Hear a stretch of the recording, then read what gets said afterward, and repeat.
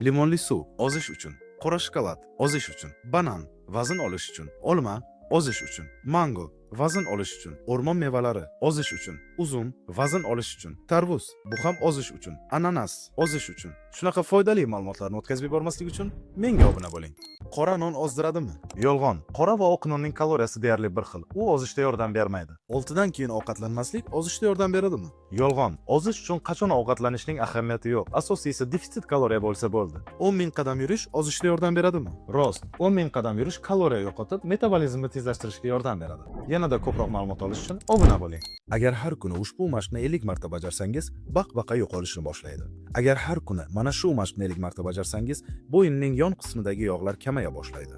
Agar har kuni shu mashqni 50 marta bajarsangiz, bo'yin va yuz terisi taranglashadi. Nonushta: tuxum, meva, kofe, ovsyanka. Tushlik: tovuq, kartoshka, salat va ozgina shirinlik. Perikus: yogurt va mevalar. Kechki ovqat: indeyka, sabzavotlar va salgina o'tib tvorog. Ozish uchun limonli suv, vazn olish uchun anor sharbati. Ozish uchun tovuq sho'rva, vazn olish uchun esa chechevitsa. Yashil olma ozish uchun, uzum vazn olish uchun. Chernika ozish uchun, mais vazn olish uchun. Ozish uchun choyga limon qo'shing, vazn olish uchun esa asal. Doim ozib yurishni xohlasangiz menga obuna bo'ling. Men tuxum yeyapman ozish uchun, lekin faqat oqini yesang kaloriyasi 3 barobar kamayadi. Men tovuq yeyapman tezroq ozish uchun nima deysan? Lekin terisini ajratib yesang kaloriyasi ancha pasayadi. Men yana guruch yeyapman tezroq ozish uchun nima deysan? Agar kartoshka yesang ozishingga tezroq yordam beradi. Juda foydali ma'lumot bo'ldi. Yanada ko'proq bilishni xohlayman. Obuna bo'lgin.